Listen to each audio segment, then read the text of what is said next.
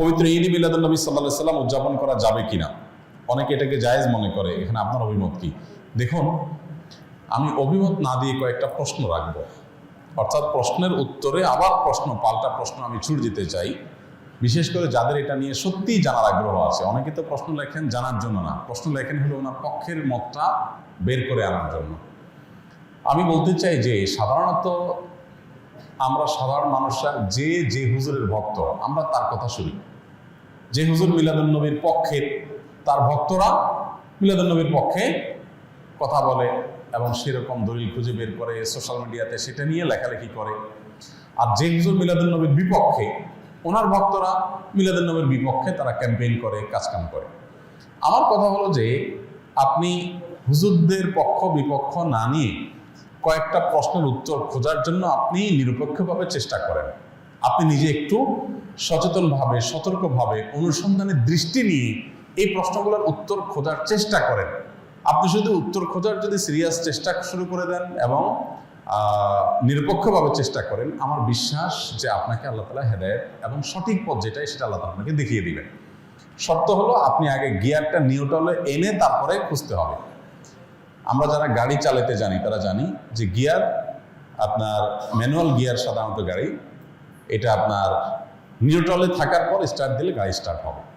Gear একটা দিয়ে রেখে দিয়েছেন আগে, এরপর আপনি স্টার্ট দিচ্ছেন, তাহলে গাড়ি কি হবে না? স্টার্ট হবে না, গাড়ি দৌড় দিবে, লাফ দিবে, সেটা সঠিকভাবে সার্ভিস দিবে না।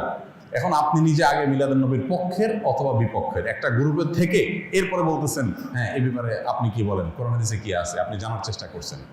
এইভাবে আপনি আসলে সত্য জানতে পারবেন না। সত্য জানতে হলে আপনাকে নিউট্রালে থাকতে হবে, যে ঠিক আছে আমি এটা নিয়ে অনুসন্ধান চালাই, পড়াশোনা করি, স্টাডি করি এবং আমার স্টাডির পর নিরপেক্ষভাবে সত্যিটা জানার জন্য আমি চেষ্টা করি। আল্লাহ তাআলার কাছে দোয়া করি আল্লাহ যেন আমাকে হেদায়েত করেন, গাইড করেন, তাহলে আপনি ইনশাআল্লাহ সঠিক পথ পাবেন। এবার আসেন প্রশ্নগুলো কি কি।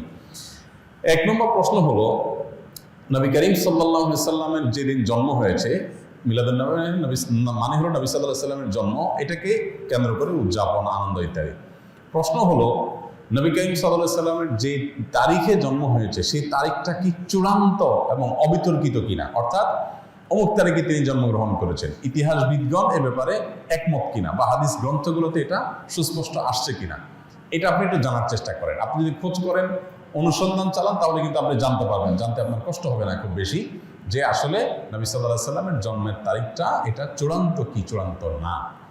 আপনি যদি অনুসন্ধান করেন, আপনি দেখতে পাবেন যে নবী সাল্লাল্লাহু আলাইহি সাল্লামের জন্মের এক্সাক্ট তারিখ নিয়ে ইতিহাসবিদদের মধ্যে নানা রকমের মত আছে। তাহলে কিভাবে আপনি চূড়ান্তভাবে একটা দিনকেই নিশ্চিত করে ধরে সেদিনকে আপনি উদযাপনে যেতে পারেন? নাম্বার এক, আপনি খোঁজার চেষ্টা করেন যে ওনার জন্মের তারিখটা এটা কি সুনির্ধারিত, অবিতর্কিত, নাকি এটা নানা মত আছে, আপনি একটু পড়াশোনা করার চেষ্টা করেন। নাম্বার দুই, নবী করিম সাল্লাল্লাহু আলাইহি সাল্লামের জন্মের তারিখটাকে তিনি নিজে উদযাপন করেছেন কিনা প্রতি বছর, এটা আপনি একটু জানার চেষ্টা করেন।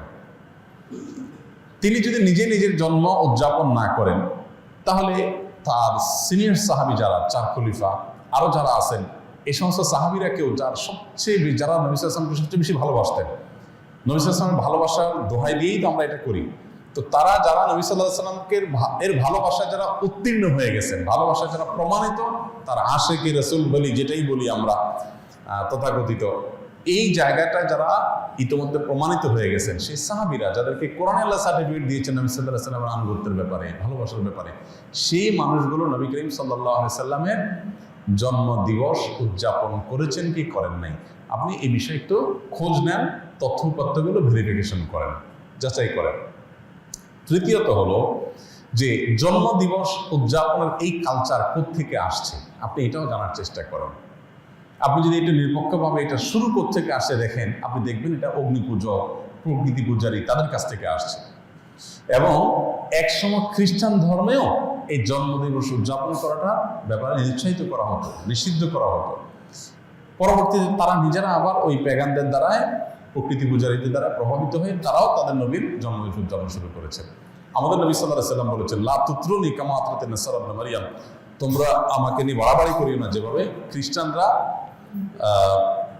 ঈসা আলাইহিস সালামকে নিয়ে বাড়াবাড়ি করেছে। অতএব নবী করিম সাল্লাল্লাহু আলাইহি ওয়াসাল্লামের মিলাদুন নবী পালন করবেন কি করবেন না, উদযাপন করবেন কি করবেন না, সেই প্রশ্নের উত্তর আপনি পেয়ে যাবেন যদি আমার এই তিনটা প্রশ্নের উত্তর আপনি নিজে অনুসন্ধান করে জানার চেষ্টা করেন। আল্লাহ আমাকে আপনাকে আমাদের সবাইকে হেদায়েত এবং সত্যিকারের যে সঠিক পথ সেটা আল্লাহ তাআলা আমাদের সবাইকে আল্লাহ তাআলা দান করুন। ঈদ মিলাদুন নবী ও সিরাতুন নবীর মধ্যে পার্থক্য কি? মিলাদুন নবী মানে হলো নবী সাল্লাল্লাহু আলাইহি সাল্লামের জন্ম, আর সিরাতুন নবী মানে হলো নবী করিম সাল্লাল্লাহু আলাইহি সাল্লামের জীবনচরিত। তো সিরাতুন নবীর মধ্যে নবী সাল্লাল্লাহু আলাইহি সাল্লামের জন্ম, মৃত্যু, শৈশব, বেড়ে ওঠা, আল্লাহর আদেশে নিজের জীবনের সব বিষয়গুলো এর মধ্যে আছে। সিরাতুন নবী মানে জীবন ইতিহাসের মধ্যে সবই আছে। আর মিলাদুন নবী হলো সিরাতের অর্থাৎ নবী সাল্লাল্লাহু আলাইহি সাল্লামের পুরো জীবনের একটা অংশ। এটা হলো একটা পার্থক্য। আরেকটা বিষয় হলো যে মিলাদুন নবী এটা আসলে উদযাপন বা অনুসরণ করার বিষয় না। নবী সাল্লাল্লাহু আলাইহি সাল্লামের জন্মকে আমরা চাইলে অনুসরণ করতে পারবো না, যে উনি যেভাবে জন্ম হয়েছেন, যে তারিখে হয়েছেন, ওই তারিখে আমি হব, এরকম কোনো অপশন নাই তো। কিন্তু সিরাতুন নবী যেটা, এটা কি করা যায়? অনুসরণ করা যায়।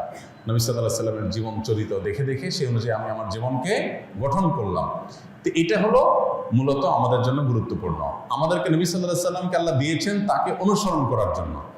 তাকে অনুসরণ করার নামগন্ধ নাই, কিন্তু তার মহব্বতের দাবি করে আমি যাচ্ছে তা করে বেড়ালাম, তো এটা আসলে ইসলাম হতে পারে না। অতএব আমাদেরকে নবী করিম সাল্লাল্লাহু আলাইহি ওয়াসাল্লাম অনুসরণ করার চেষ্টা করতে হবে। আস-সুন্নাহ ফাউন্ডেশন, উম্মার স্বার্থে সুন্নাহর সাথে।